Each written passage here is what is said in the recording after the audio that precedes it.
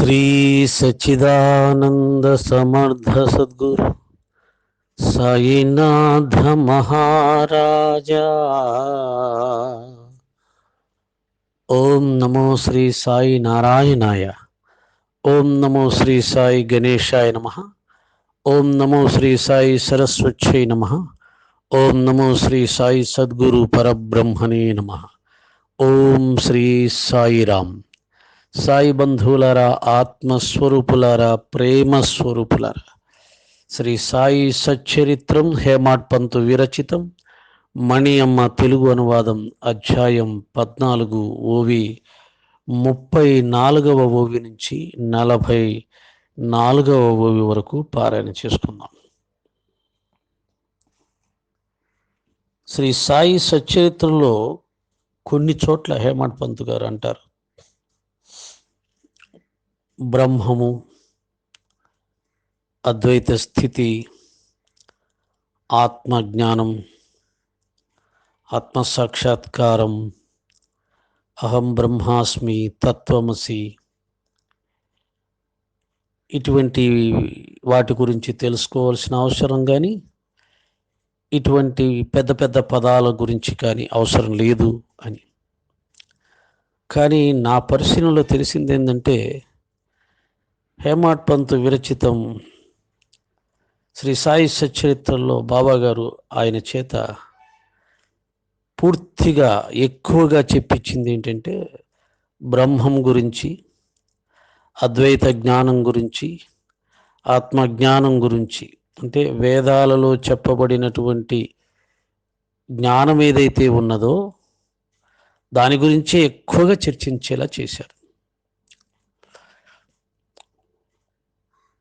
నిజంగా ఆధ్యాత్మిక మార్గంలో సత్యాన్ని దర్శించే వరకు మన లోపటి నుంచి రకరకాల భావాలు ఉత్పన్నమవుతూ ఉంటాయి. పరస్పర విరుద్ధమైన భావాలు ఉత్పన్నమవుతుంటాయి. అప్పటికి అది సత్యమన్నట్టుగా ప్రతిపాదించి చెప్తూ ఉంటాం. మరొక సమయానికి వచ్చేసరికి తిరిగి దానికి వ్యతిరేకంగా మరొకటి చెప్తూ ఉంటాం. ఇవన్నీ ఆధ్యాత్మిక భావాలే, ఆత్మజ్ఞానంలో భాగాలే. కానీ సత్యాన్ని దర్శించే వరకు ఈ స్థితి తప్పదు. మరి సత్యాన్ని దర్శించిన తర్వాత కరెక్ట్గా చెప్తారంటే చెప్పలేరు. ఎందుకు చెప్పలేరంటే, సత్యాన్ని ఎవరు మాటలతో చెప్పలేరు. కాబట్టి సత్యాన్ని దర్శించే వరకు చెప్పేది ఏది కూడా సత్యం కాదు. దర్శించిన తర్వాత చెప్పేది సత్యం, కానీ దర్శించిన తర్వాత చెప్పడానికి అవకాశం ఉండదు. నిన్న చెప్పినట్టుగా అది మనోవాగతీతం, మనస్సుకు వాక్కుకు అందనటువంటిది, చెప్పడానికి కుదరదు. అయితే గురు అనుగ్రహంతో జిజ్ఞాసువులైనటువంటి భక్తులను తృప్తిపరచడానికి, ఆధ్యాత్మిక మార్గం మీద శ్రద్ధ కలిగించటానికి, ఆ పరతత్వానికి సంబంధించిన కొన్ని విశ్లేషణ చేసే అవకాశం ఇస్తాడు. ఆ పదాలు చదివి ఆ పదాలలోని భావాన్ని కొంతవరకు ఊహాశక్తి చేత కానీ, భావనాశక్తి చేత కానీ గ్రాహ్యం చేసుకొని కొద్దిగా తృప్తి చెందుతాడు సాధకుడు, భక్తుడు. ఆ కొద్దిపాటి తృప్తి, ఆనందం లేకపోతే అతడు ఆ ప్రయాణంలో ముందుకు ప్రయాణం చేయలేడు, విసుగొచ్చేస్తుంది. చాలామంది ఆధ్యాత్మిక మార్గంలో గొప్ప స్థాయికి వెళ్ళిన తర్వాత ఒక శూన్య స్థితి అనేది వస్తుంది. అక్కడ ఏమీ అర్థం కాదు, ఏమీ లేదు, అంతకుముందు ఉన్న ఆనందం ఉండదు, అలాగని కొత్తది రాదు. ఇలా కొంతకాలం ఉండిపోయి సత్యాన్ని దర్శించే సామర్థ్యం లేక ఆధ్యాత్మిక మార్గంలో కొంతమంది పిచ్చి వాళ్ళు అయిన వాళ్ళు కూడా ఉన్నారు. అలా ఆ స్థాయిలో పిచ్చి వాళ్ళను చూసి అవధూతలుగా నమ్మి వారిని పూజించే వాళ్ళు, సేవించే వాళ్ళు కూడా ఉన్నారు. అదేవి తప్పు కాదు. కానీ అవధూత అంటే కేవలం పిచ్చి వాళ్ళే కాదు, వాళ్ళు దివ్య పురుషులు, దివ్యత్వాన్ని పొందినటువంటి వారు. కనుక ఎల్లప్పుడూ పిచ్చి చేష్టలు ఉండవు. ఒక్కొక్కసారి వారిలోంచి దివ్యత్వం, పరిపూర్ణ తత్వం మాటల ద్వారా, చేతల ద్వారా వ్యక్తమవుతూ ఉంటుంది. అయితే నిజమైన అవధూతకి మధ్యలో యోగభ్రష్టత్వం సిద్ధించి మతిభ్రమించినటువంటి ఒక స్థాయికి చెందినటువంటి సాధకులకు తేడా గుర్తించడం కూడా అంత సులభమేం కాదు. కనుక లోకంలో చాలామంది ఆధ్యాత్మిక సాధనలో పరిపూర్ణత్వాన్ని సాధించే ప్రయత్నంలో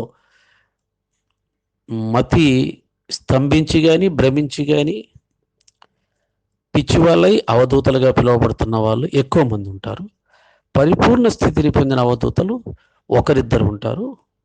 వారు లోకంలో కనిపించడం కూడా కష్టమే, వారిని గుర్తించడము కష్టమే. కనుక ఇప్పుడు చదవబోయే ఓవీలు చాలా వరకు వేదాలలో చెప్పబడినటువంటి జ్ఞానం, ఆత్మజ్ఞానం కానీ, బ్రహ్మ గురించి కానీ, పరబ్రహ్మ గురించి కానీ, ఆత్మజ్ఞానానికి ఉన్న ప్రాధాన్యత కానీ, పరబ్రహ్మాన్ని తెలుసుకోవడానికి ఉండవలసిన లక్షణాలు కానీ, లేదా పరబ్రహ్మ లక్షణం కానీ, ఇవి ఎక్కువగా చర్చించారు హేమాడ్-పంత్ గారు, బాబాగారు చర్చింపచేశారు. ఈ గ్రంథానికి ఇంతటి ప్రాధాన్యత రావటానికి కారణం కేవలం బాబా లీలలు కాదు. బాబా లీలలు, కథలు పామరులను రంజింపచేస్తే ఈ తత్వచర్చ అనేది పెద్ద పెద్ద సాధకుల్ని కూడా ఆశ్చర్యంలో ముంచివేస్తుంది, వారికి దారి కూడా చూపిస్తుంది. కనుక సచ్చరిత్రలో హేమాడ్-పంత్ గారు బ్రహ్మం గురించి కానీ, ఆత్మ గురించి కానీ పెద్దగా ఏమీ చెప్పలేదు, పట్టించుకోవద్దన్నారు అని భ్రమపడకూడదు. కారణం బాబా గారు చెప్పారు, అర్హత ఉన్న వారికి వారి అర్హతను బట్టి నేను ఇస్తూ ఉంటాను.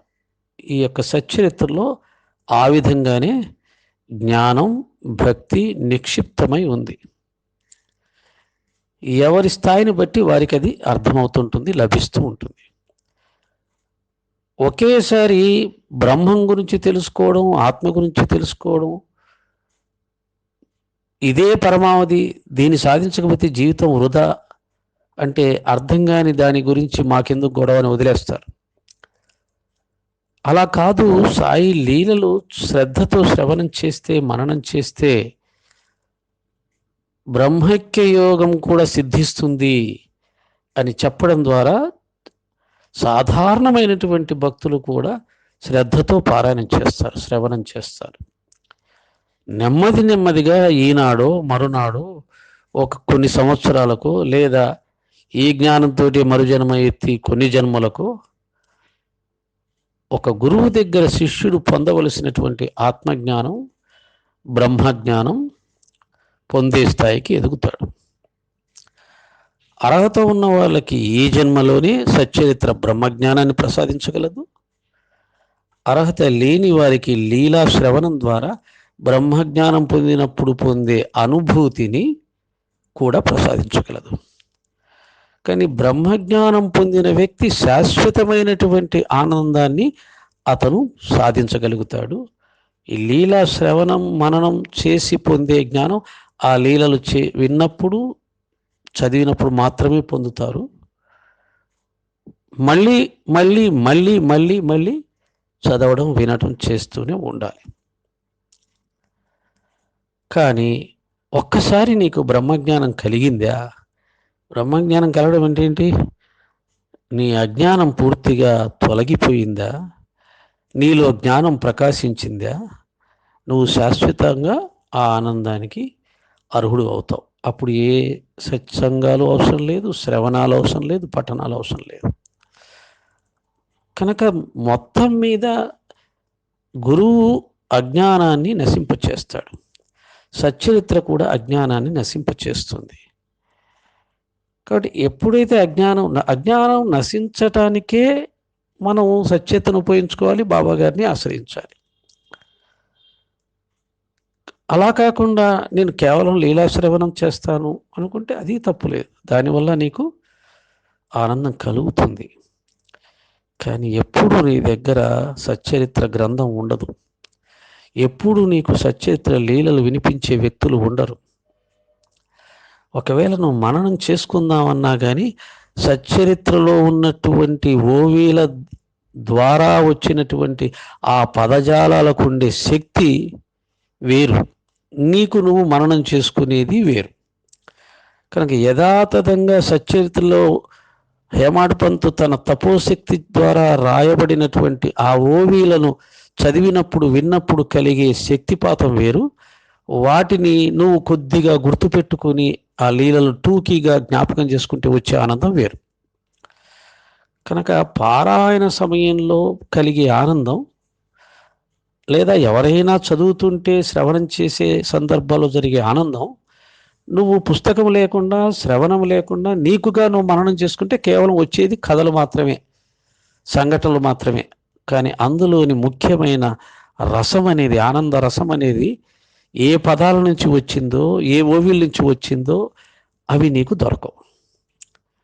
కనుక అంతిమంగా సచ్చరిత్ర ద్వారా, సాయినాథుడి ద్వారా నీవు అజ్ఞానాన్ని పోగొట్టుకొని జ్ఞానాన్ని పొందగలిగినప్పుడు, నీ మనసు నిర్మలమైనప్పుడు, నిశ్చలమైనప్పుడు నువ్వు శాశ్వతమైనటువంటి ఆనందానికి అర్హుడు అవుతావు. అప్పుడు ఏ గ్రంథము అక్కర్లేదు, ఏ శ్రవణము అక్కర్లేదు, ఏ పారాయణము అక్కర్లేదు. ఎందుకు? అజ్ఞానం వెళ్ళిపోయింది. నీ మనసు స్వచ్ఛమైంది, నిర్మలమైంది, పవిత్రమైంది, త్యాగపూరితమైంది, సేవాపూరితమైంది, ప్రేమపూరితమైంది, ఆనందపూరితమైంది. కనుక దానికోసం పారాయణాలు, శ్రవణాలు, గురువులను సేవించటాలు. ఇప్పుడు నేను పారాయణలోకి వెళ్తాను, మీకే తెలుస్తుంది ఆ విషయం. 34వ ఇక తర్వాతి కథా సంగతి. గత అధ్యాయం చివర చెప్పిన దాన్ని మొదలు పెడతాను. శ్రోతలు శ్రద్ధగా వినండి. భక్తిభావమనే పూరి హల్వా తినగలిగినంత ఎంతైనా తినవచ్చు. గొంతు వరకు సేవించినా ఎన్నడూ పూర్తిగా తృప్తి కలగదు. ఇప్పుడు మరో కథ. శ్రోతలు శ్రద్ధగా వింటే సత్పురుషుల దర్శనంతో మనసు దృఢమై జన్మ సార్థకమవుతుంది. బాబా పైకి కనిపించేలా ఏమీ చేసేవారు కాదు. తమ స్థానం విడిచి ఎక్కడికి వెళ్ళేవారు కాదు. అయినా కూర్చున్న చోటే సర్వం తెలుసుకుంటున్నట్లుగా అందరికీ అనుభవాన్ని కలిగించేవారు. మన శరీరంలో ఉన్న సత్తు తత్వమే అఖిల బ్రహ్మాండంలోనూ ఉన్నది.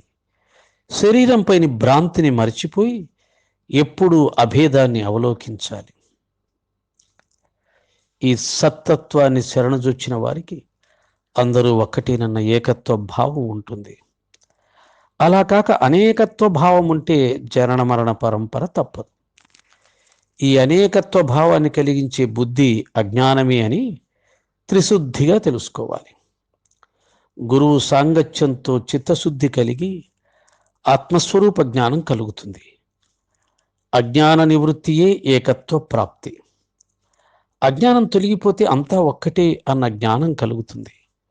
భేదబుద్ధి అంతఃకరణంలో అనుమాత్రం ఉన్న ఏకత్వ భావం ఎట్లా ఉంటుంది? ఆ బ్రహ్మాది స్థావరాలలో వివిధ ఉపాధులలో ఓతప్రోతమై ఉన్న బ్రహ్మతత్వం అవివేకులకు బ్రహ్మవలి అగుపించదు. సకల విజ్ఞాన ఘన స్వభావం కలిగి ప్రపంచ వ్యవహారంలో నిరాసక్తత ఉండి నామరూపాలకు అతీతంగా ఉన్నవారే నిరవయవ బ్రహ్మ. ఉపాధి భేదాల వలన అజ్ఞానం, మోహాది సంభ్రమల కారణంగా భిన్నత్వానికి అలవాటు పడ్డ చిత్తానికి ఏకత్వ జ్ఞాన బోధతో స్వస్థత చేకూరుతుంది. ఓం శ్రీ సాయిరాం. పారాయణ ముగిసింది. విశ్లేషణలో ప్రవేశిద్దాం. ఇక తర్వాతి కథా సంగతి. గతాధ్యాయం చివర చెప్పిన దాన్ని మొదలు పెడతాను. శ్రోతలు శ్రద్ధగా వినండి అన్నాడు. కానీ ఇప్పటి వరకు 10 రోజులు చదివామండి. ఎక్కడన్నా కథ మొదలు పెట్టారా హేమడ్ పంత్ గారు? కథ మొదలు పెట్టలా. మళ్ళీ నెమ్మదిగా తత్వంలోకి వెళ్ళిపోయాడు. అజ్ఞాన నివృత్తి, జ్ఞాన ప్రకాశం, ఏకత్వ భావన, మళ్ళీ జ్ఞానంలోకి వెళ్ళిపోయాడు. పాపం మామూలు ప్రజలకి, మామూలు భక్తులకి ఎలా అర్థమవుతుందండి? కనుక బాబాగారు హేమాడ్ పంత్ మహాశయుడికి అద్భుతమైనటువంటి ఆత్మజ్ఞానం ఇచ్చేశాడు. ఆత్మజ్ఞానిని తీసుకుని వచ్చి మన దగ్గర కూర్చోబెట్టి చిన్న చిన్న విషయాలు చెప్పమంటే, కథలు చెప్పమంటే చెప్పలేడు. అతను ఆత్మను దర్శిస్తున్నాడు. అలాగే ఆత్మను దర్శించటానికి తన గురువు నడిపించినటువంటి విధి విధానాలు మాత్రమే అతనికి తెలుసు. వాటికి పూర్వము గురువు యొక్క లీలలు, కథలు విని ఆనందించాడు. ఆ స్థితి నుంచి సాధనా మార్గంలో ప్రవేశపెట్టిన తర్వాత గురువు గారు అతను ఆత్మజ్ఞాన సాధన చేశాడు. ఆ సాధనా ప్రయత్నంలో ఎటువంటి ఆటంకాలు వస్తాయి, వాటిని ఎలా తొలగించుకోవాలి, సత్యాన్ని ఎలా దర్శించాలి, అజ్ఞానాన్ని ఎలా తొలగించుకోవాలి, ఇవన్నీ గురువు దగ్గర నేర్చుకోవడం వల్ల అతని దగ్గర దానికి సంబంధించిన విషయం ఎక్కువగా ఉంటుంది. కనుక హేమాడ్ పంత్ గారు లీలల కన్నా, కథల కన్నా తత్వాన్ని అనంతంగా మనకు అందజేసే ప్రయత్నం చేశాడు. ఇది ఆషామాషి గ్రంథం కాదు. లీలతో, కథలతో తృప్తిపడే గ్రంథం కాదు. సాధారణమైన జీవనంలో మనం ఎలా జీవించాలో చెప్పే చిన్న చిన్న చిట్కాలతో కూడినటువంటి గ్రంథము కాదు. అనన్యమైన, అనిర్వచనీయమైన, అద్భుతమైన దివ్యాత్మ జ్ఞాన స్వరూపం సచ్చరిత్ర. మనకు తెలియకుండానే ఈ పదాలను పదే పదే చదువుతూ ఉంటే నోటితో చెప్పలేకపోవచ్చు, కానీ మనసు మాత్రం దానికి సంబంధించిన ఏదో ఒక అనుభూతిని పొందుతున్నట్టుగా మనకే తెలుస్తుంది. అది ఇది అని చెప్పలేం. అలాగని దాన్ని శాశ్వతంగా పట్టుకోవడము రాదు. మనకు ఒక విచిత్రమైన స్థితిలోకి వెళ్ళిపోతాం మనం.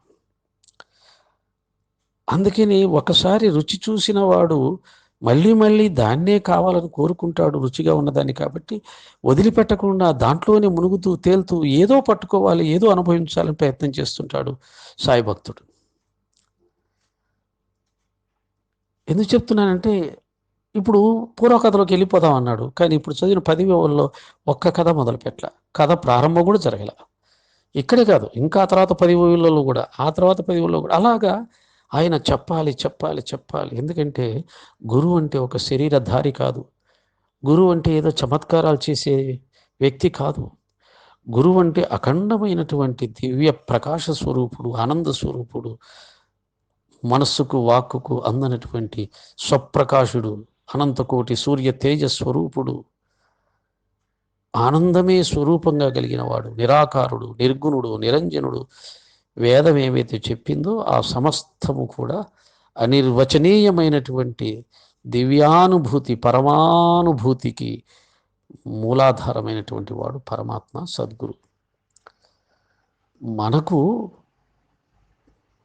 మన అందుబాటులోకి వచ్చి మనని ఆ మార్గంలో నడిపించడానికి తనను తాను తగ్గించుకొని వస్తుంది ఆ దివ్యశక్తి. తిరిగి ఆ దివ్యశక్తిని అవగాహన చేసుకునే స్థాయికి మనం తీసుకెళ్లే వరకు అది నామరూపాలతో ఉంటుంది. అందుకని ఆధ్యాత్మిక మార్గంలో కొంత ముందుకు వెళ్ళాక గురువు అంటే ఏ గురువునైతే నామరూపంతో నువ్వు పూజించావో ఆ గురువు నామరూపాలు కూడా తీసేసుకోవాల్సి వస్తుంది. సహజంగానే వచ్చేస్తుంది. నువ్వు తీసేసుకోవడం కాదు, అది వెళ్ళిపోతుంది. అది వెళ్ళిపోయి నీలో సూర్యప్రకాశంలాగా మెరుస్తూ ఉన్నటువంటి ఆ దివ్యాత్మను చూస్తావు. అప్పుడు ఆ దివ్యాత్మే గురువని, ఆ గురువే నేనని, నేనే గురువని, నేనే దివ్యాత్మని అనుభవం కూడా వచ్చేస్తుంది. బాబా అదే చెప్పాడు, నీకు నాకు మధ్యలో ఉన్న అడ్డు కూడా తీసేయి, మన ఇద్దరం కలిసిపోతావు. గురువు కంటే శిష్యుడు వేరు అనే భావాన్ని ఒక్క క్షణం కూడా గురువు భరించలేడు. ఎందుకని గురువుకు సత్యం తెలుసు. అంతా ఉన్నది నేనే, అంతా ఉన్నది ఒకటే. వాడు వేరు, నేను వేరు కాదు. వాడు నేను ఒకటే. వాడిలో ఉన్నది నేనే, నాలో ఉన్నది వాడే. ఇది గురువు జ్ఞానం. శిష్యుడికి తెలియదు పాపం. కాబట్టి ఏమంటాడు, గురువుగారి గొప్ప జ్ఞానాన్ని చూసి, గురువుగారు మీరు చాలా గొప్పవారండి అంటాడు. ఇతరులో భేదభావం, గురువులో అభేదభావం. ఎందుకని? కారణం గురువు జ్ఞానస్వరూపుడు, శిష్యుడు అజ్ఞాని. ఈ అజ్ఞానం తొలగిపోతే అతను జ్ఞానస్వరూపుడు అవుతాడు. అప్పుడు గురువు, ఆయన, ఆత్మ, పరమాత్మ, పరబ్రహ్మ అంతా ఒక్కటే. రెండోది లేదు, చెప్పడానికి లేదు, వినడానికి ఎవరు లేరు. ఆనందో బ్రహ్మ, అంతే. కనుక తర్వాతి కథా సంగతి గత అధ్యాయం చివర చెప్పిన దాన్ని మొదలు పెడతాను. శ్రోతలు శ్రద్ధగా వినండి. భక్తిభావం అనే పూరి హల్వా తినగలిగినంత ఎంతైనా తినవచ్చు. గొంతు వరకు సేవించిన ఎన్నడూ పూర్తిగా తృప్తి కలగదు. భక్తిభావాన్ని దేంతో చెప్తున్నారు? పూరి హల్వా. పూరి హల్వాని వేరువేరుగా అనుకోవచ్చు, పూరి హల్వా అనేది ఒకటే స్వీటు అనుకోవచ్చు. కానీ రెండు పదార్థాలు కలిస్తే ఏదైనా స్వీట్ తయారవుతుంది. పంచదార ప్లస్ ఏదైనా పిండి. అలాగా పూరి హల్వా అంటే పూరితో హల్వా చేశాడు. భక్తి భావన, భక్తి వేరు భావన వేరు. అంటే భక్తి లేని భావన విలువ లేదు, భావన లేని భక్తికి ఆనందం లేదు. అట్లాగే పూరి హల్వా కూడా అంతే. హల్వా అని పేరు కావచ్చు, కానీ దాంట్లో ఉన్నది పూరే, దాంతోపాటు స్వీటు. అది చాలా రుచిగా ఉంటుంది కాబట్టి ఎంత తిన్నా తృప్తి కలగదు అంటున్నాడు. అలాగే ఇప్పుడు మరో కథ అంటున్నాడు. నేను కూడా అనుకున్నాను ఇంకా కథ మొదలు పెడతాడేమో, బాబా దగ్గరికి ఒక భక్తుడు వచ్చాడు అనేసి ఒకసారి అంటాడు అనుకున్నా. కాదు, ఇప్పుడు మరో కథ. లేదు, శ్రోతలు శ్రద్ధగా వింటే సత్పురుషుల దర్శనంతో మనసు దృఢమై జన్మ సార్థకమవుతుంది. శ్రోతలు శ్రద్ధగా వింటే ఏం చెప్తున్నాడు, ఏం వినమంటున్నాడు? సత్పురుషుల దర్శనంతో మనసు దృఢమై జన్మ సార్థకమవుతుంది. సత్యం చెప్పుకోవాలంటే నాకు తెలిసిన వాళ్ళు చాలామంది ఉన్నారు. చాలామంది సత్పురుషుల దర్శనాలు చేసుకున్నారు, ఇప్పటికీ వెళ్తూనే ఉంటారు, చేసుకుంటూనే ఉంటారు. కానీ వారి మనసు దృఢమైనట్లు కానీ, వారి మనసు జ్ఞానోన్ముఖమైనట్లు కానీ, వారి అజ్ఞానం తొలగినట్లు కానీ, వారు జ్ఞానపిపాసులుగా తిరుగుతున్నట్లు కానీ ఎక్కడ కనిపించలా. నిరంతరం సత్పురుషులను దర్శనం చేసుకోవాలంతే, అదే వాళ్ళ లక్ష్యం. మరి ఎందుకు మనసు దృఢమై జన్మ సార్థకమవుతుంది అన్న పదం వాడాడు?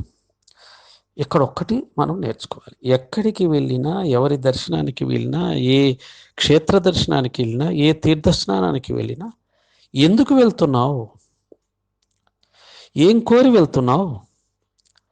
అక్కడ మహాత్ముడు ఉన్నాడండి, చూసి రావాలి, మహాత్ముల దర్శనం మంచిది అంతే. తీర్థస్నానం చేయండి, చేసి వస్తే మంచిది అంతే. తీర్థక్షేత్రానికి వెళ్ళాలని, ఎందుకంటే ఇంట్లో మనశ్శాంతి లేదు, తీర్థక్షేత్రానికి వెళ్ళిస్తే మనశ్శాంతి, ఇంతే. ఈ లక్షణాలతో వెళ్ళిన వాళ్ళకి ఏమీ రాదు. సత్పురుషుల దర్శనానికి వెళ్తే ఆ సత్పురుషుడు ఎలా జీవిస్తున్నాడు, ఎంత నిరాడంబరంగా జీవిస్తున్నాడు, ఆ సత్పురుషుడు ఏమీ లేకపోయినా ఎంత ఆనందంగా ఉంటున్నాడు, ఆ సత్పురుషుడు మనసు ఎంత నిర్మలంగా ఉంది, పవిత్రంగా ఉంది, ఆ సత్పురుషుడికి ఆ స్థాయి ఎలా వచ్చింది, ఆ సత్పురుషుని స్థాయిని నేను అందుకోవాలి, నేను సత్పురుషుడిగా మారాలి అనే లక్ష్యం పెట్టుకొని వెళ్ళిన వాళ్ళకు మాత్రమే జన్మ సార్థక లభిస్తుంది. కనుక ఎంత తిరిగినా గిరగిర అదేదో శ్రీకృష్ణ పరమాత్మ పాండవులు తీర్థక్షేత్ర దర్శనానికి వెళ్తుంటే ఒక గుమ్మడికాయ ఇచ్చాడని, తీర్థస్నానాల్లో చేసి వస్తే పాపాలు పోతాయంట బావగారు, అందుకే మేము వెళ్తున్నాం, కురుక్షేత్ర యుద్ధంలో ఎంతోమందిని చంపాం, పాపం వచ్చింది కదా అంటే, అలాగా అయితే ఈ గుమ్మడికాయను కూడా తీసుకెళ్ళండి, మీరు మునిగిన చోటల్లా మునిగి తీసుకొని రండి, దీన్ని తీపి చేదు పోతుందేమో ప్రయత్నం చేద్దాం చూద్దామంటే వాళ్ళు కూడా ఆ పని చేసి తీసుకొచ్చి ఇస్తే బావగారికి కృష్ణ భగవానుడు దాన్ని కోసి చూస్తే దాని చేదు అలాగే ఉందంట. అది పరిస్థితి. కనుక లక్ష్యం లేకుండా, చిత్తశుద్ధి లేకుండా ప్రయాణం చేస్తే ఆధ్యాత్మిక మార్గం ఉభయభ్రష్టత్వం వస్తుంది. అంటే ఆధ్యాత్మిక పురోభివృద్ధి ఉండదు, సాంసారిక జీవితంలో అందరిలాగా సుఖాలు అనుభవించడం ఉండదు. లక్ష్యం లక్ష్యం లక్ష్యం.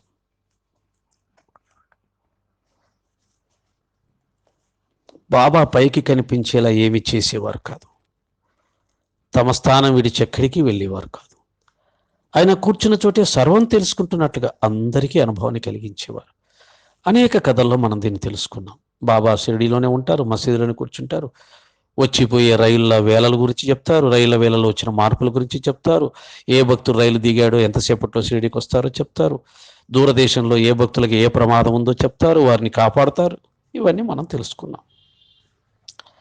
మన శరీరంలో ఉన్న సత్తత్వమే అఖిల బ్రహ్మాండంలోనే ఉంది. శరీరం పైన భ్రాంతిని మర్చిపోయి ఎప్పుడు అభేదాన్ని అవలోకించాలి. ఇది వినటానికి బాగానే ఉంటుంది. మన శరీరంలో ఉన్న సత్తత్వమే, సత్ అంటే సత్యమైంది, ఆత్మ అఖిల బ్రహ్మాండంలోనే ఉంది. విశ్వమంతా అనేక బ్రహ్మాండాలు వ్యాపించి ఉంది. అనేక బ్రహ్మాండాల్లో వ్యాపించి ఉన్న చైతన్యమే నీలో ఉంది. ఇది విషయం. మరి నీలో ఉన్న ఆ చైతన్యం ఎలా ఉంటుంది అనేది తెలుసుకుంటే కదా విశ్వమంతా అది ఎలా ఉందో తెలుసుకోవడానికి. విశ్వమంతా ఉన్నదని తెలుసుకోవడానికి అనంతకోటి బ్రహ్మాండాల్లో మనం ప్రయాణం చెయ్యాలా? అనంతకోటి బ్రహ్మాండాల్లో ప్రయాణం చేయడం మన వల్ల అవుతుందా? అనంతకోటి బ్రహ్మాండాల్లోకి వెళ్ళడం మన వల్ల అవుతుందా? అక్కడ ఏ చైతన్యం ఉంది, ఏ చైతన్యంతో అక్కడ ఉన్న బ్రహ్మాండాలు నిలబడ్డాయి? అసలు కనబడదే చైతన్యం, కంటికి కనిపించదు కదా. ఆ కంటికి కనిపించని చైతన్యం, అనంతకోటి బ్రహ్మాండాలను నడిపిస్తున్న చైతన్యం, అనంతకోటి జీవరాశులను నడిపిస్తున్న చైతన్యం నీలోనే ఉంది. అంటే అన్నిటికంటే అతి దగ్గరగా ఉన్నది ఏంటయ్యా అంటే ఆ చైతన్యమే నీకు అతి దగ్గరగా ఉంది. అదే పరమాత్మ, అదే భగవంతుడు. విచిత్రం ఏంటంటే నా జేబులో పెన్ను పెట్టుకొని, నా సంఖలో బిడ్డను పెట్టుకొని, ఆ బిడ్డ కోసం, ఆ పెన్ను కోసం దేశాలు తిరుగుతూ ఉంటారంట. వాళ్ళని ఏమంటారంటే మతి చెలించిన వారు, లేదా మతిమరుపు వాళ్ళు. మర్చిపోయాడు పాపం. ఆ విధంగా మనలో ఉన్నటువంటి ఆ పరమాత్మని మనం దర్శించకుండా గుళ్ళ చుట్టూ, గోపురాల చుట్టూ, తీర్థాల చుట్టూ, మానస సరోవరాలు, హిమాలయాలు, మహాత్ములు అనుకుంటూ తిరుగుతూనే ఉంటాం. ఇవన్నీ తిరిగిన తర్వాత తెలిసేది ఏంటో తెలుసా? చివరికి అబ్బాయి నువ్వు వెతుకుతున్న దేవుడు ఎక్కడ నీలోనే ఉన్నాడు, కదలకుండా కూర్చో, అప్పుడు కనపడతాడు. అప్పుడు కూర్చుంటాడు. ముందు కూర్చోమంటే కూర్చోడు, ఎవడు చెప్పినా వినడు. అది అక్కడెక్కడో దొరుకుతుంది, మహాత్ముల దగ్గర దొరుకుతుంది, వాళ్ళు మనకి ఇస్తారు, పట్టుకొచ్చి ఇంటికాడ పెట్టుకుంటే అయిపోతుంది అనుకుంటారు. కానీ లేదు, అది నీలోనే ఉంది. అదే చెప్తున్నాడు. సత్తత్వం, ఆత్మతత్వం అఖిల బ్రహ్మాండంలోనే ఉంది. శరీరం పైన భ్రాంతిని మర్చిపోయి ఎప్పుడు అభేదాన్ని అవలోకించాలి. కాబట్టి ముందు చేయవలసింది లోపట ఉన్న అంతటా ఉన్న చైతన్యం నీలోనే ఉన్నప్పుడు, నీలో ఉన్నదాన్ని నువ్వు చూడలేకపోతే అంతటా పోయి ఏం చూస్తావు? నీకు దగ్గరగా ఉన్న వస్తువు నీకు కనపడపోతే దూరంగా ఉన్న వస్తువు నీకు ఎలా కనపడుతుంది? నీ ఇంట్లో ఏకాంతంగా ఎవరూ లేకుండా ఉన్నప్పుడే నువ్వు దాన్ని చూడలేకపోతే వేలాది మంది మధ్యలోకి వెళ్ళి ఏం చూస్తావు? వెనక దోస్తుంటారు, ముందు దోస్తుంటారు, కింద పడేస్తుంటారు, గట్టిగా అరుస్తుంటారు, ఎక్కడ కనపడుతుంది? ఏకాగ్రతతో, కాన్సన్ట్రేషన్తో చూసే అవకాశం ఉన్న చోటే నీకు కనపడాల. నిన్ను కూర్చోకుండా, నిలబడకుండా మీదేసి గుద్దుతా ఉంటే, అరుస్తా ఉంటే నువ్వెప్పుడు చూస్తావు? నీకేం కనిపిస్తుంది? ఇదంతా ఒక ఆధ్యాత్మిక భ్రమ, ఆధ్యాత్మిక పిచ్చి. అందరూ పరిగెడుతున్నారు, మనం పరిగెట్టాలి. అక్కడ ఏదో ఉంది, ఆయన దగ్గర ఏముంది, ఈమె దగ్గర ఏదో ఉంది, అక్కడ ఏదో ఉంది, అంతే. ఎన్ని సంవత్సరాల నుంచి తిరుగుతున్నామో, ఎన్నిసార్లు వెళ్ళామో, మనసులో ఏమైనా మార్పు వచ్చిందా అని పరిశీలించుకునే తీరిక కూడా లేదు, అటువంటి మంచి బుద్ధి కూడా లేదు. వెళ్ళామా వచ్చామా, వెళ్ళామా వచ్చామా, వెళ్ళామా వచ్చామా. అదే ఈర్ష్య, అదే ద్వేషం, అదే కపటత్వం, అదే కీర్తికాంక్ష, అదే డాంబికం, అది అన్ని అవలక్షణాలు అలాగే ఉన్నాయి. కానీ వెళ్తున్నాం, వస్తున్నాం, పూజల మీద పూజలు చేస్తున్నాం, వ్రతాల మీద వ్రతాలు చేస్తున్నాం. కనుక ఏమంటాడు? శరీరం పైన భ్రాంతిని మర్చిపోయి ఎప్పుడు అభేదాన్ని అవలోకించాలి. నీ శరీరం మీద మోహాన్ని, భ్రాంతిని, మమకారాన్ని విడిచిపెట్టాలి. ఉన్నదంతా ఇక్కడే. పొద్దున్న లేస్తే 10 సార్లు శరీరానికి విలువ ఇచ్చే పనులు చేస్తుంటాం, దానికి పూతలు పూస్తుంటాం, దాన్ని అందంగా ఉంచడానికి ప్రయత్నం చేస్తుంటాము, లేనిపోని ఎన్ని చేస్తుంటాం. మనలో ఉన్న సహజత్వాన్ని కప్పిపుచ్చి లేని అందాన్ని 10 మందికి చూపించి ఆహా అనిపించుకోవాలనుకుంటూ ఎన్నో వేషాలు వేస్తుంటాం. ఇక మనసంతా శరీరం చుట్టూ తిరుగుతుంటే భగవంతుని ఎవరు పట్టుకోగలుగుతారు? ఎలా అసాధ్యం. కానీ ఈ కాలంలో శరీరం మీద ఉన్నంత భ్రాంతి పూర్వకాలంలో లేదు. అందుకని వాళ్ళు మనసు భగవంతుని మీద నిలబెట్టగలిగారు. అంటే శరీరం మీద భ్రాంతి ఉన్నవాడు రెండు రకాల భ్రాంతి. ఒకటి, శరీరాన్ని అందంగా చూపించాలి, రెండో రకమైన భ్రాంతి బాగా తినాలి, రుచికరమైనవన్నీ తినాలి. ఈ రెండు భ్రాంతుల్లో ఉన్నవాళ్ళు, శరీర సుఖాలు అనుభవించాలనుకునే వాళ్ళు ఈ యొక్క సత్తును పట్టుకోవడం అసాధ్యం, అసాధ్యం, అసాధ్యం. ఎప్పుడు అభేదాన్ని అవలోకించాలంటాడు, అంటే భేదం లేని దాన్ని చూడాలంటాడు. ఎక్కడ కనపడుతుంది ఇది భేదం లేకుండా? ఇంట్లోనే రకరకాల భేదాలు కనపడుతుంటాయి, బయట 100 రకాల లక్షల రకాల భేదాలు కనిపిస్తుంటాయి, మహాత్ముల్లో భేదాలు కనపడుతుంటాయి. అన్నీ ఎక్కడ చూసినా ప్రపంచంలో భిన్నమే, భేదమే. భగవంతుని మాయ వల్ల మొత్తం భేదాలే సృష్టించబడ్డాయి. ఆ భేదాలను దాటి అభేదాన్ని చూడాలంటాడు. అభేదాన్ని చూడాలంటే కూడా ఇందాక చెప్పింది, నీలో ఉన్నటువంటి ఆ సత్తును చూసే వరకు నువ్వు అంతటా సత్తును చూడలేవు, అభేద స్థితి నీకు రాదు. ఇదంతా వేదంలో చెప్పిందే, అభేద జ్ఞానం, ఏకత్వ భావన. ఈ సత్తత్వాన్ని శరణుజొచ్చిన వారికి అందరూ ఒకటేనన్న ఏకత్వ భావం ఉంటుంది. ఈ సత్తత్వాన్ని శరణుజొచ్చాలంట, అసలు దాన్ని చూడడమే లేదు, అది ఎలా ఉంటుందో తెలీదు, దానికి శరణనడం ఎలా వస్తుంది? కాబట్టి ఆ సత్తత్వమే సద్గురు రూపంలో మన ముందు నిలబడింది. కాబట్టి ఆ సద్గురువుకు శరణుజొచ్చటం మనం చేయగలము, చేయాలని ప్రయత్నం చేస్తున్నాం. అదైనా సంపూర్ణంగా చేస్తే ఆయన మళ్ళీ మనని ఆ అసలైనటువంటి సత్తత్వాన్ని దర్శింపజేస్తారు. ఆ సత్తత్వమే సద్గురు రూపంలో వచ్చింది, దానికి శరణుజొచ్చడం చెయ్యాలి, చేస్తున్నారు కూడా. కానీ ఆయన తన యొక్క అసలైన సత్తత్వాన్ని దర్శింపచేస్తే అప్పటికి మన సాధన పూర్తవుతుంది. అక్కడే అనేకమైన ఆటంకాలు వస్తూ ఉంటాయి.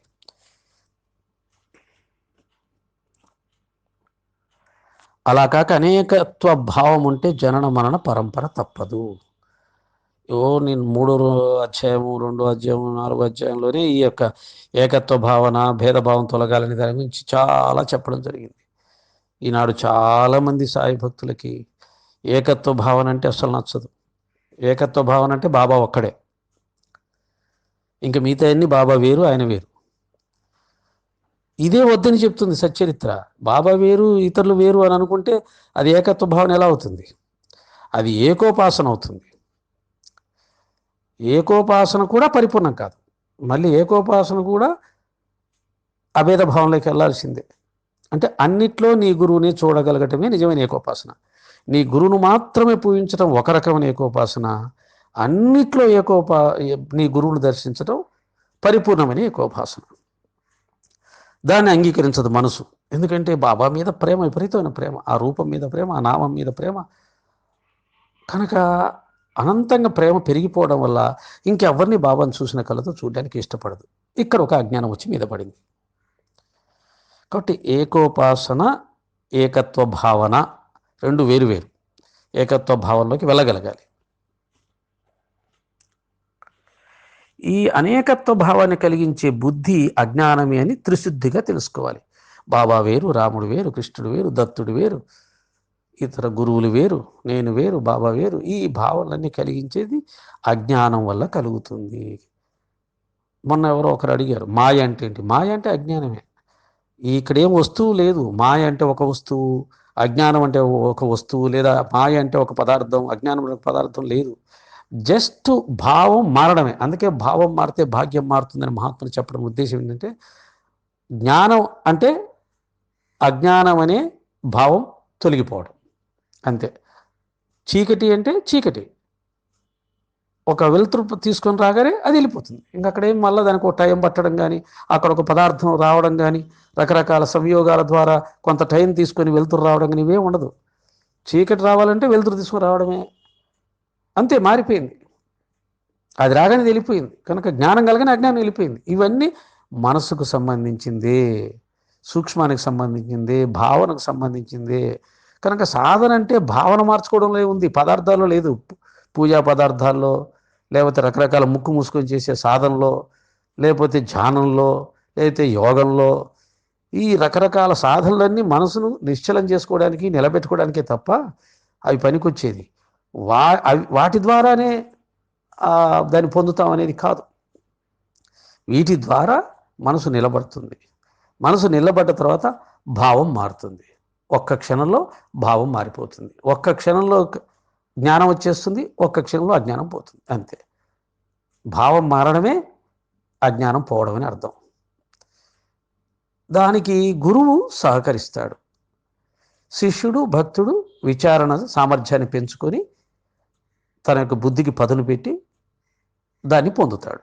అంతే. ఇక్కడ పదార్థాలు కానీ వస్తువులు కానీ ప్రదేశాలు కానీ ఏవి పనికిరావు. అవి కొంత సహాయం చేస్తాయి మనసు నిలబెట్టడానికి, అంతే. అజ్ఞాన నివృత్తియే ఏకత్వ ప్రాప్తి. అజ్ఞానం తొలగింది అనడానికి నిదర్శనం ఏంటంటే అంతా ఒక్కటే అని తెలుసుకోవడం. మరి అంతా ఒక్కటే అని తెలుసుకోమని చెప్తుంది సచ్చరిత్ర. రాముడు, కృష్ణుడు, బాబా, శివుడు, అందరూ సకల దేవతలు ఒక్కటే అని చెప్తుంది సచ్చరిత్ర. నువ్వు వాళ్ళు కూడా ఒకటే అని చెప్తుంది సచ్చరిత్ర. హేమాడ్ పంతు అంటే ఆ స్థాయికి రావాలనుకుంటే ఆ రకంగా దాన్ని అంగీకరించి ముందుకు వెళ్ళడమే. లేదు నేను భేదభావంలోనే ఉంటానంటే నీ ఇష్టం. ఇక్కడ ఎవరికి వచ్చే నష్టం ఏమి ఉండదు. అజ్ఞానం తొలగిపోతే అంతా ఒక్కటే అన్న జ్ఞానం కలుగుతుంది. భేదబుద్ధి అంతఃకరణంలో అనుమాత్రం ఉన్న ఏకత్వ భావం ఎట్లా ఉంటుంది? భేదబుద్ధి నేను వేరు భగవంతుడు వేరు, ఇది చాలా కష్టమైన భావన. దీన్ని సంపాదించుకోవాలంటే నేను వేరు సాయినాథుడు వేరు అనే భావన తొలగించుకోవడం చాలా కష్టం. కనీసం సర్వశక్తిమంతులు అవతార పురుషుల్లో వారిలో ఉన్న ఏకత్వం సంపాదించుకోగలిగితే రాముడు, కృష్ణుడు, శివుడు, సాయినాథుడు, బుద్ధుడు, రామకృష్ణ పరమహంస, రమణ మహర్షి ఇలాంటి మహాత్ములు, పరమాత్మ అవతారాలు వారిలోనన్నా వాళ్ళంతా ఒకటేనయ్యా, వాళ్ళందరిలో ఒకటే శక్తి, వాళ్ళందరూ అటువంటి లీలలే అవతారాలు ఎత్తారు, అటువంటి లీలలు చూపించారు, అటువంటి శక్తిని ప్రదర్శించారు, వాళ్ళు వేరు కాదు అని కనీసం వారిలోనన్నా ఒకటే అనే భావన తెచ్చుకోగలిగితే సంతోషమే. వారిలో కూడా భేదాలు చూపించుకుంటూ ఒకరినొకరు తిట్టుకుంటూ నాది ఎక్కువ నీ తక్కువ అనుకుంటూ ప్రపంచాన్ని అస్తవ్యస్తం చేస్తున్నారే మతాల పేరుతో, ఆరాధనల పేరుతో, గురువుల పేరుతో, దేవతల పేరుతో ఎవరు కుంపటి వాళ్ళు పెట్టుకొని చేస్తున్నారే. దీన్నన్నా కనీసం పోగొట్టుకుంటే ప్రపంచం ముందు మనశ్శాంతిగా ఉంటుంది, ప్రశాంతిగా ఉంటుంది. ఆ తర్వాత నువ్వు ఆత్మ సాక్షాత్కారం చేస్తావా, నీ ఏకత్వ భావన వస్తుందా, ఇవన్నీ అది నీకు సంబంధించింది. ఎవరికి నష్టం లేదు నువ్వు పొందకపోతే. పొందితే వచ్చే ఎవరికి వచ్చే ప్రయోజనం కూడా లేదు. కనుక అజ్ఞానం నశించిపోయిందని నిదర్శనం ఏకత్వ భావన నీకు కలిగిందా లేదా. ఆ ఏకత్వ భావన ఎంత స్థాయిలోకి వెళ్ళాలి? నేనే పరమాత్మ, నేనే సాయినాథుడు, సాయినాథుడి నేను. అంత ధైర్యం ఉందా అనుకోవడానికి? అక్కడికి వెళ్ళాలి, అక్కడి దాకా వెళ్ళాలి. అదే ఊరికే ఒక్కసారి అనుకుంటే వచ్చేది కాదు. నెమ్మదిగా అనేక సంవత్సరాలు ఆ ప్రయత్నం చేస్తూ, మరి ఇందాక అనుకోగానే వస్తుందన్నారంటే ఆ అనుకోగానే వచ్చే స్థాయికి వెళ్ళడానికే సంవత్సరాలు పడుతుంది. భేదబుద్ధి అంతఃకరణలో అనుమాత్రం ఉన్న ఏకత్వ భావం ఎట్లా వస్తుంది? భేదబుద్ధి అనుమాత్రం ఉన్న, నువ్వు వేరే వాళ్ళు వేరు అనుకున్నా భేదబుద్ధే, ఆ దేవుడు ఈ దేవుడు నా గురువు వేరు అనుకున్నా భేదబుద్ధే.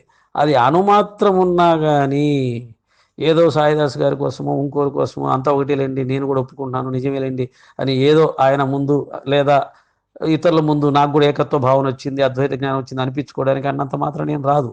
మనసులో సంశయం అలాగే అనుమాత్రం ఉన్నా కానీ అది నీకు ఎప్పుడు కూడా ఆ స్థితిని పొందలేవు. ఆ బ్రహ్మాది స్థావరాలలో వివిధ ఉపాధులలో ఓతప్రోతమై ఉన్న బ్రహ్మతత్వం వివేకులకు బ్రహ్మవలె అనిపించదు, అవివేకులకు ఆ బ్రహ్మాది స్థావరాల్లో పరబ్రహ్మ బ్రహ్మ దగ్గర నుంచి, ఆ పరమాత్మ దగ్గర నుంచి, పరంజ్యోతి దగ్గర నుంచి అల్పమైందిగా కనిపించే ఈ సృష్టిలో అల్పమైందిగా కనిపించే వస్తువుల్లో కూడా ప్రతి చోట అణువణువున అచరాల్లో కదిలే వాటిలో కదలని వాటిలో అంతటా వ్యాపించినది ఆ పరబ్రహ్మతత్వమే. అది అవివేకులకు బ్రహ్మవలె కనిపించదు. బ్రహ్మవలె అంటున్నాడు. బ్రహ్మ అంటే ఎవరు? చతుర్ముఖ బ్రహ్మ కాదు, నిరాకార నిర్గుణ చైతన్యమైనటువంటి బ్రహ్మ. బ్రహ్మవలె కనిపించదంటే ముందు ఆయన చూస్తే కదా, అది ఎక్కడైనా కనిపిస్తే కదా మనకు కనిపించడానికి. కనుక అది దాని యొక్క అసలు స్వరూపం దర్శించాలంటే నీ అవివేకం వల్ల అది కనిపించదు. ఉంది, అది నీకు కనిపించదు. గాలి ఉంది, కనిపించదు. చాలా ఉన్నాయి, కనిపించవు. ఆకలి కనిపించదు, సంతోషం కనిపించదు, బాధ కనిపించదు. సకల విజ్ఞాన ఘన స్వభావం కలిగి ప్రపంచ వ్యవహారంలో నిరాసక్తితో ఉండి నామరూపాలకు అతీతంగా ఉన్నవారే నిరవయవ బ్రహ్మ. ఆ బ్రహ్మ లక్షణం ఏంటి? సకల విజ్ఞాన ఘన స్వభావం కలిగి, జ్ఞాన విజ్ఞానాల యొక్క సంపూర్ణ జ్ఞానం కలిగి, ఘన స్వభావం, అద్భుతమైనటువంటి సంపూర్ణమైనటువంటి జ్ఞానం కలిగినటువంటి ఘనమైనటువంటి వాడు. ప్రపంచ వ్యవహారాల్లో నిరాసక్తత ఉండి ప్రపంచంలో అనేకమైనటువంటి విషయాలు ఉన్నాయి మన ఆనందపరిచి ఆకర్షించి అసలు వాటి మీద కన్నెత్తి కూడా చూడకుండా భావాలుగా ఉండగలిగితే నామరూపాలకు అతీతంగా ఉన్నవారే నిరవయ బ్రహ్మ. నామరూపాలకు అతీతంగా నామం లేదు, రూపం లేదు. ఆ రెండు లేకుండా ఉందంటది. ఆ రెండు ఉంటేనే మనకు చూడడం సాధ్యం, అర్థం చేసుకోవడం సాధ్యం. ఆ రెండు లేకుండా ఉన్నదాన్ని చూడాలంటే మళ్ళీ ఇందాక మొదటి నుంచి చెప్పిందే, అదే ఆత్మ, అదే చైతన్యం, అదే ప్రకాశం. దాన్ని చూడాలి అంటే ముందు ప్రపంచాన్ని వదలాలి. ప్రపంచంలో మంచి చెడు అన్నీ ఉన్నాయి, రెండు వదలాల్సిందే. కళ్ళు మూసుకొని చూస్తావా చూడు, లేదా కళ్ళు తెరుచుకొని నీ మనసుతో విచారణ చేసి దాన్ని పట్టుకోగలుగుతావా పట్టుకో. అంటే మైండ్ ఆబ్సెంట్ బాడీ ప్రజెంట్ స్థితిలో నువ్వు ఉండగలిగితే దాన్ని పట్టుకోగలవు విచారణ ద్వారా, లేదా కళ్ళు మూసుకొని ధ్యానం ద్వారా దాన్ని పట్టుకోగలవు. కానీ ఆ పట్టుకున్నది శాశ్వతం కావాలంటే మళ్ళీ జ్ఞానం ద్వారా మాత్రమే సాధ్యమవుతుంది. ఉపాధి భేదాల వలన అజ్ఞానం, మోహాది సంభ్రమల కారణంగా భిన్నత్వానికి అలవాటు పడ్డ చిత్తానికి ఏకత్వ జ్ఞానబోధతో స్వస్థత చేకూరుతుంది. ఉపాధి భేదాలు, జంతువులకు శరీరాలు ఒక రకంగా ఉంటాయి, మానవుల శరీరాలు ఒక రకంగా ఉంటాయి, పశుపక్షాల శరీరాలు ఒక రకంగా ఉంటాయి. మానవుల్లోనే రకరకాల దేహాలతో ఉంటారు, రకరకాల రంగుల్లో ఉంటారు, రకరకాల ఆకారాలతో ఉంటారు, రకరకాల మనస్తత్వాలతో ఉంటారు. కాబట్టి ఆ దేహానికి సంబంధించినటువంటి జ్ఞానం, ఆ దేహానికి సంబంధించినటువంటి సంస్కారాలు, జన్మ సంస్కారాలు, పూర్వజన్మ సంస్కారాలు, వీటి వల్ల రకరకాల భావాలు కలుగుతూ ఉంటాయి. మోహాది సంభ్రమల కారణంగా భిన్నత్వానికి అలవాటు పడ్డ చిత్తానికి, మోహం పుట్టించే వస్తువులు కొన్ని ఉంటాయి, మోహం కలిగించే వ్యక్తులు కొంతమంది ఉంటారు. దాని ద్వారా ఆశ్చర్యానికి లోనైపోయినట్టు మనసు, చిత్తము, ఇవన్నీ కూడా భిన్నత్వానికి అలవాటు పడ్డ చిత్తానికి ఏకత్వ జ్ఞానబోధతో స్వస్థత చేకూరుతుంది. అంతా ఒకటే అనే జ్ఞాన బోధతో మాత్రమే స్వస్థత చేకూరుతుంది. అంతా ఒక్కటే అని నువ్వు తెలుసుకోగలిగినప్పుడు మాత్రమే నీ మనసుకు శాంతి చేకూరుతుంది. అంతా ఒక్కటే అని చెప్పగలిగిన వాడు గురువు ఒక్కటే. కానీ గురువు కూడా అంతా ఒకటే అని చెప్తే ఆ గురువును కూడా వేరే వాళ్ళతోటి పోల్చి దూరం చేస్తూ, వేరు చేస్తూ, చంద్రవందర చేసే జ్ఞానం నీ దగ్గర ఉన్నప్పుడు గురువు కూడా నేను ఉద్ధరించలేడు. తస్మాత్ జాగ్రత్త. ఏకత్వ బోధ ఒక్కటే మనశ్శాంతికి, పరమశాంతికి మూలం. అర్హత ఉన్నవారు ప్రయత్నం చేసి అందుకోవచ్చు. ఓం శ్రీ సాయిరామ్.